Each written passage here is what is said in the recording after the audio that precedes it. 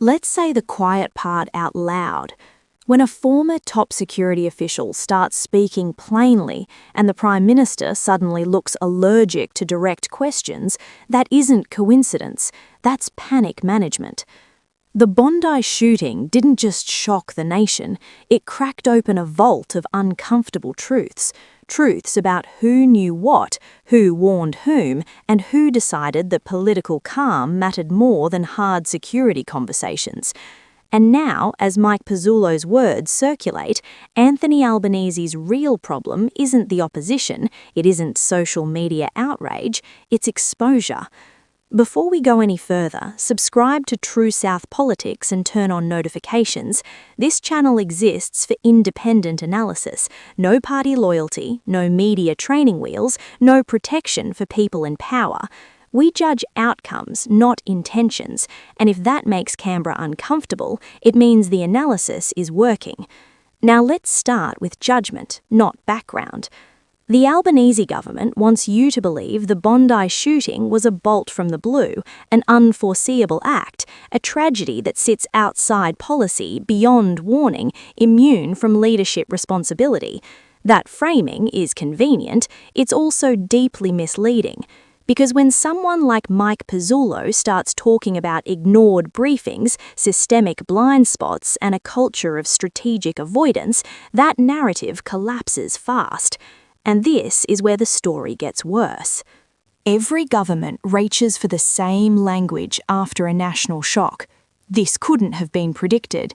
There were no specific warnings. This isn't the time for political debate. You've heard it before. You're hearing it again. And emotionally, it works. It reassures people. It lowers anxiety. It restores a sense of order. But politically, it does something else. It quietly removes responsibility from the very people paid to anticipate risk.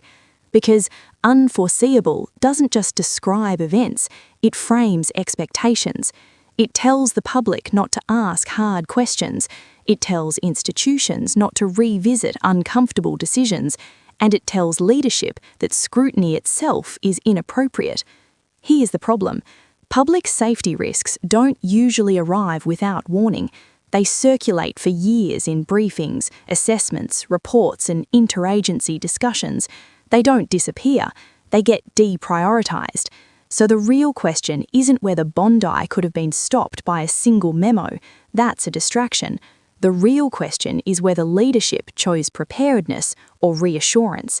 And that question makes people in power nervous. If this already sounds familiar to you, pause for a second and drop a comment saying what city you're watching from. This conversation affects real communities, not abstract politics. Because once you challenge the bolt from the blue story, someone has to explain what they did know. And that's where Mike Pezzullo enters the frame. Mike Pezzullo isn't a fringe commentator.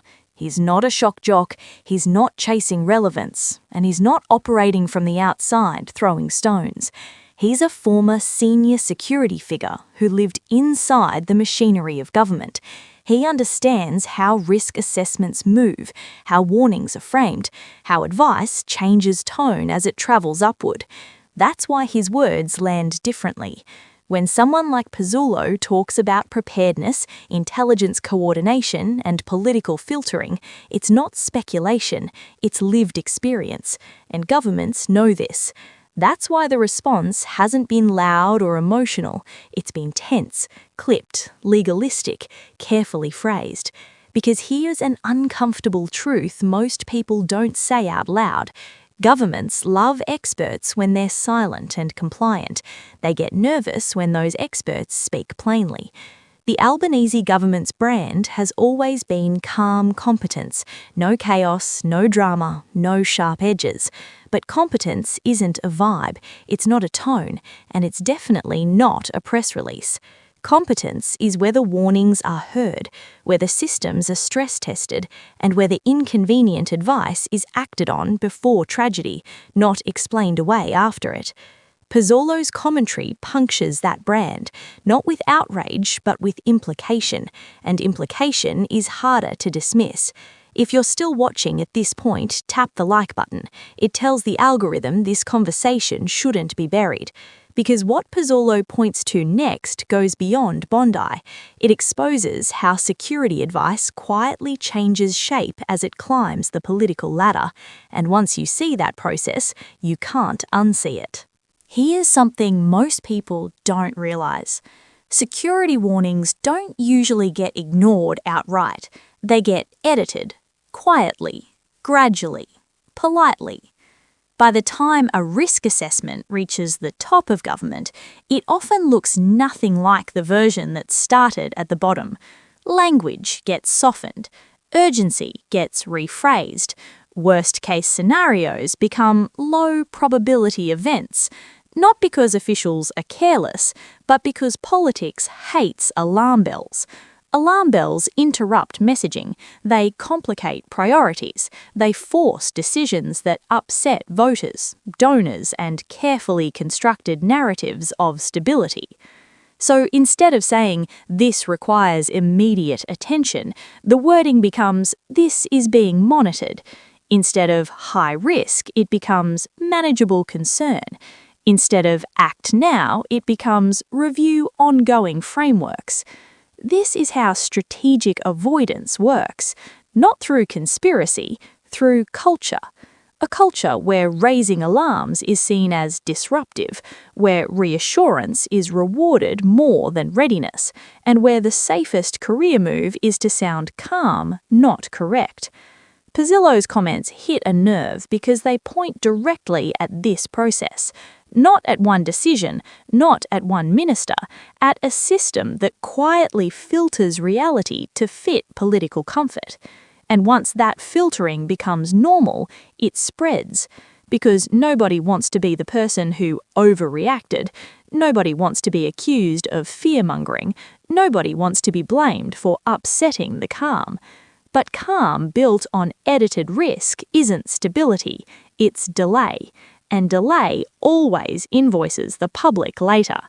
And that's where this stops being an abstract policy discussion and becomes something much closer to home. Every time leadership avoids accountability at the top, it sends a message down the system. Don't push too hard, don't be too urgent, don't make this political. So risk reports become cautious, briefings become vague, and urgency becomes optional. That's how systems fail quietly, not with explosions, not with sirens, but with paperwork that sounds reasonable while danger compounds underneath. This is why ordinary Australians should care, because when political leaders prioritise reassurance over readiness, they don't absorb the risk. You do, your community does, your public spaces do. The Bondi shooting reignited debates about public safety, policing visibility, mental health intervention, and intelligence coordination. None of these debates are new. That's the point. They've been circulating for years, in reports, in professional circles, in quiet warnings that never made it into confident speeches. So the question isn't whether risks existed, the question is whether leadership chose to confront them or manage around them. And here's the uncomfortable part. When insiders like Pezzullo speak out, they're not accusing one party of malice, they're describing a bipartisan disease, a shared habit of choosing political quiet over institutional stress testing. But responsibility still sits with the government in power. You don't get to inherit the system, enjoy the authority, and then dodge the consequences. If you've ever felt like officials say everything is under control right up until it isn't, comment "not surprised" below. Not for outrage, for recognition. Because once the public starts recognising the pattern, the next phase becomes harder to manage. And you can already see the shift, not in shouting, not in chaos, but in how the Prime Minister responds when pressed. That response tells you everything. Watch the patterns carefully. Condolences are smooth, promises of review are vague, questions about warnings, suddenly the language shifts. Process, jurisdiction, complexity. These aren't answers, they're shields. Political panic doesn't always show up as shouting. It shows up in narrowing the scope of acceptable questions, in redirecting conversations away from accountability, in reframing tragedy as a topic best left polite. The Albanese government has mastered this style, calm on the surface, legalistic and precise underneath. But look closer. Defensiveness shows itself in the subtle ways: irritation at journalists who push beyond approved talking points, careful avoidance of specifics, and repeating generalities while avoiding root causes. And that defensiveness is revealing. It tells you what matters most: perception management over reality management, messaging over preparation, appearances over truth. That's the pattern insiders like Pezzullo expose, not with drama, but with implication. It's why Australians should pay attention, because when the top narrows the conversation, it signals the system below to soften language, downplay urgency, and delay necessary decisions. If you notice this in other news or briefings, drop a comment saying, "Seen it before." It's a recognition, not an opinion. Understanding patterns is the first step to accountability, and the story doesn't stop there. Here's the irony. Silence doesn't quiet a story. Deflection doesn't stop scrutiny. Careful legalistic statements don't reassure the public. They amplify suspicion. When insiders speak, the narrative gains weight, not because it's sensational, because it resonates with lived experience. Frontline workers, analysts, and communities have been saying these things in fragments for years. Pezzullo merely connects the dots. The government's attempt to contain this only magnifies it. Australians aren't told, "Here's what we knew and what we did." They hear, "Now is not the time." And Australians are tired of hearing that. Every time leadership treats serious criticism as a threat, policy stagnates, risks compound, trust erodes. And that's measurable, not in words, but in outcomes. Here's the takeaway for you, the public. When institutions prioritise message discipline over readiness, danger doesn't disappear. It accumulates, quietly, methodically, until catastrophe appears, and then the cycle repeats.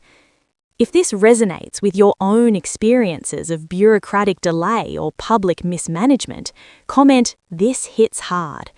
Sharing recognition builds awareness. Because here's the deeper problem. This isn't just about Bondi. This is a government pattern. Stability without honesty becomes denial. Unity without accountability becomes silence. Preparedness sacrificed for calm becomes complacency. And silence? Silence is exactly what Pezzullo disrupted. Let's clear something up.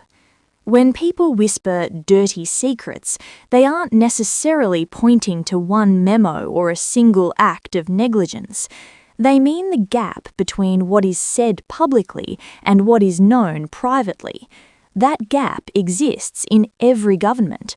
The danger is how wide it becomes.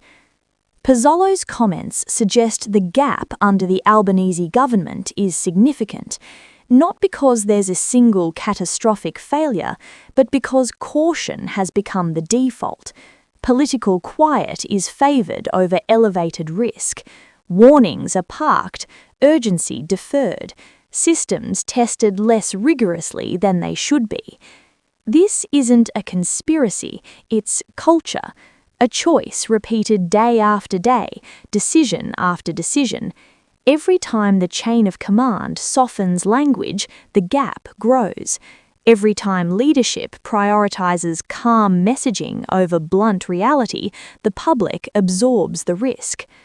Australians intuitively understand this pattern. They've felt it before, reassured repeatedly, only for tragedy to arrive anyway. That lived experience is why Pezzullo's words resonate.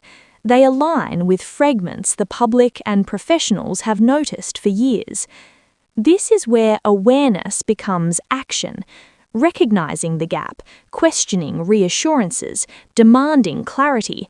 This is how ordinary citizens reclaim a sense of safety and accountability.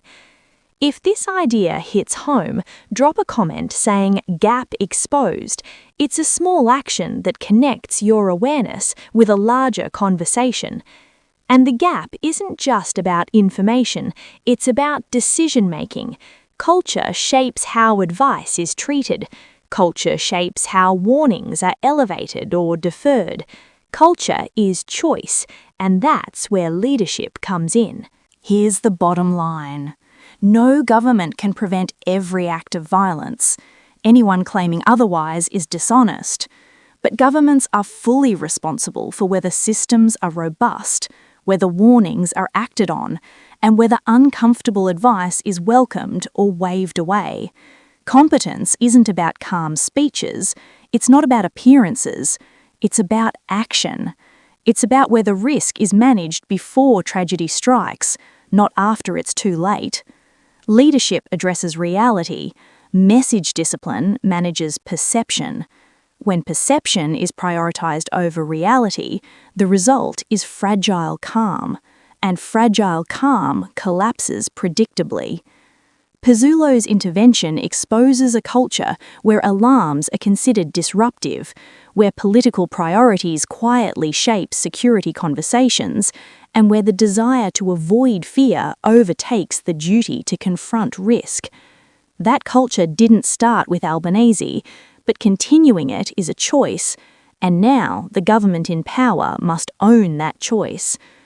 Australians can see the signals: careful avoidance of specifics, irritation when questions push beyond talking points, legalistic and clipped responses that substitute reassurance for transparency. That irritation is telling. It signals a system more concerned with image than outcomes. Here's the final takeaway for viewers. If leadership treats serious criticism as a threat rather than information, policy stagnates, risks compound, and trust erodes. Trust isn't rebuilt with words, it's rebuilt with transparency. Anything less looks like panic disguised as calm, and Australians are starting to notice. If this resonates with you, share this video, tag a friend who needs to understand, or comment "Listening now." Awareness is the first step toward accountability. Because at the end of the day, the Bondi shooting isn't just a story about one incident, it's about how governments handle warnings, how political culture filters reality, and how ordinary citizens bear the consequences of delayed action. And if you've watched this far, thank you. You're not just a viewer, you're part of the conversation that ensures questions don't get silenced.